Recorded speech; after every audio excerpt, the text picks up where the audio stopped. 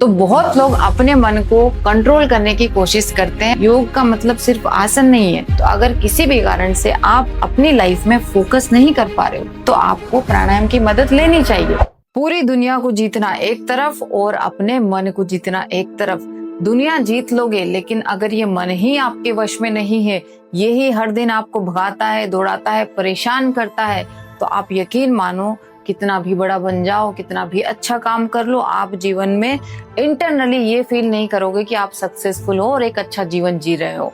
आज की वीडियो में मैं आपको एक ऐसा कॉन्सेप्ट समझाने वाली हूँ जिससे आपको ये समझ में आ जाएगा कि इस माइंड का असली स्विच कहाँ पर है। तो बहुत लोग अपने मन को कंट्रोल करने की कोशिश करते हैं बहुत ज्यादा अलग अलग तरीकों से, लेकिन उनको ये नहीं पता है कि इस मन को, जो ये मन चल रहा है, इस मन को एनर्जी कहाँ से मिलती है। सबसे पहली बात तो ये है कि ये मन बिना एनर्जी के नहीं चल सकता। जैसे कि एक बिजली का बल्ब होता है, वो बिना इलेक्ट्रिसिटी के नहीं चल सकता। जब तक इसमें बिजली इलेक्ट्रिसिटी जा रही है, ये चलेगा ही चलेगा, आप इसको रोक नहीं सकते। और जैसे ही इसकी बिजली कट हुई, आप इसको चला नहीं सकते। ठीक वैसा ही हमारा मन होता है। मन होता है, भाव होते हैं, विचार होते हैं। जब तक इन मन, भाव, विचारों, भावनाओं को ऊर्जा मिल रही है, कहाँ से? आपके इंटरनल सिस्टम से, तब तक ये चलता रहेगा।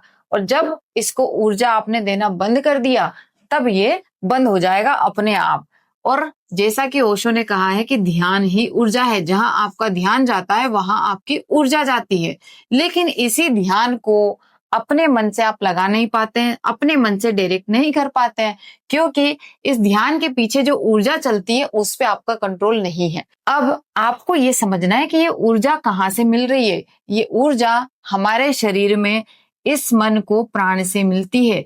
प्राण एक ऐसी चीज है जो आपके शरीर में डिफरेंट डिफरेंट तरीकों से वर्क करता है और आपके बॉडी को फ्यूल देता है, एज अ डायरेक्शन और एक एनर्जी की तरह वर्क करता है।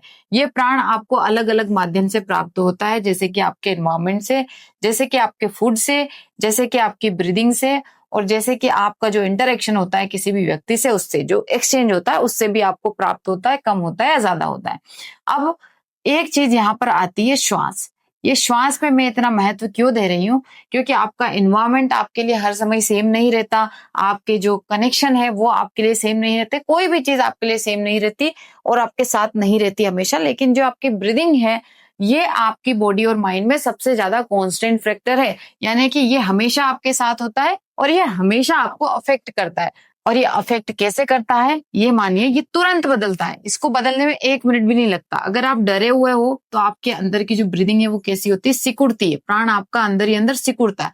अगर आप गुस्से में हो, गुस्सा आपके अंदर आ रहा है, तो आपकी ऊर्जा क्या होगी? ऊपर उठेगी और बाहर निकल जाएगी। अगर आपकी श्वास भारी है तो आप अपने आप उदास हो जाओगे। अपने अंदर मेंटली, फिजिकली एक उदासी आपके अंदर आएगी।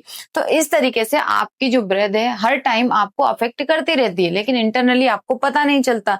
आपकी ब्रीदिंग आपके नर्वस सिस्टम को गाइड कर सकती है और आपका नर्वस सिस्टम आपके बॉडी और माइंड को गाइड करता है। ये बात सबको पता है।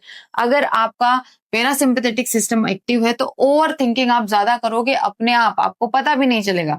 अगर आपका सिंपैथेटिक सिस्टम ज्यादा एक्टिव है तो अपने आप ओवर थिंकिंग ज्यादा करोगे, चीजों पे कैलकुलेटिव मैनर में सोच नहीं पाओगे क्योंकि विचार दौड़ रहे हैं। अगर पैरासिम्पैथेटिक सिस्टम आपका काम है, बैलेंस्ड है, तो अपने आप चीजों पर बैलेंस्ड वे में लुकआउट करोगे।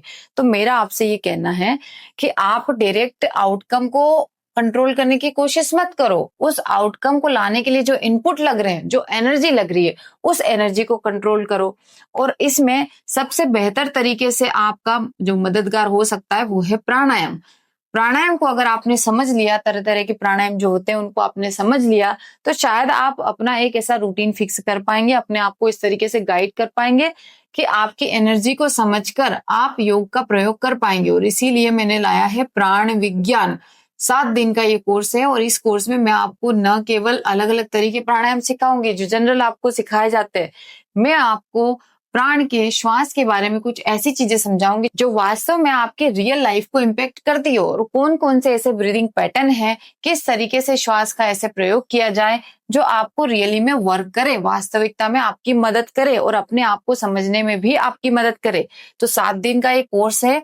इसमें आपको सीखने को भी मिलेगा, हल्का फुल्का हम प्रैक्टिस भी करेंगे, अलग अलग प्राणायाम टेक्निक्स तो सीखेंगे, उन टेक्निक्स का 20 से ज्यादा तरीकों से कैसे प्रयोग किया जाता है ये हम सीखेंगे। तो 15 जुलाई को ये शुरू हो रहा है, लिमिटेड सीट्स हैं, जल्दी ज्वाइन कीजिए। इसके अलावा मुझे आपको ये बताना है कि महर्षि पतंजलि ने अपने योग सूत्र में एक बात कही है, प्रच्छन्न विधारणाभ्याम वा प्राणस्य, यानी कि प्राण एक ऐसी चीज है जिसके माध्यम से व्यक्ति धारणा यानी कि कंसंट्रेशन करने में कैपेबल हो जाता है। तो अगर किसी भी कारण से आप अपनी लाइफ में फोकस नहीं कर पा रहे हो किस चीज पे जिस पे आपको करना चाहिए, तो आपको प्राणायाम की मदद लेनी चाहिए, क्योंकि प्राणायाम ब्रीदिंग ऐसी टेक्निक है जिससे आप अपने माइंड को वास्तव में ट्रेन कर सकते हो, इतना ट्रेन कर सकते हो कि आप अपने माइंड को गाइड कर पाओ। इसलिए मैं चाहती हूँ कि आप सभी को ये ब्रीदिंग वाली जो चीज है सभी को सीखना चाहिए, और इसीलिए मेरा जोर होता है कि प्राणायाम के बारे में हर व्यक्ति को सीखना चाहिए। योग का मतलब सिर्फ आसन नहीं है। आसन हम क्यों कर रहे हैं? किसी चीज को करने के लिए, अपने मन को जीतने के लिए। आसन बेस बनाता है, प्राणायाम हमें ट्रेन करने का एक टूल है, और धारणा और ध्यान जैसी चीजें अपने आप को ट्रांसफॉर्म करने के तरीके हैं। अगर सारी स्टेप्स आपको सीखनी है तो प्राणायाम से होकर आपको गुजरना पड़ेगा, और डिटेल में इसको समझना पड़ेगा, अपनी पर्सनैलिटी के अकॉर्डिंग समझना पड़ेगा। तो जल्द ही इस कोर्स में मेरे साथ आइए। मैं हर कोई कोर्स रिपीट नहीं करती हूँ, सिर्फ एक ही बार करती हूँ। तो आपसे मेरा रिक्वेस्ट है, इसमें आओ, ज्वाइन करो, और मैं मिलती हूँ आपसे कोर्स में बहुत जल्दी। धन्यवाद।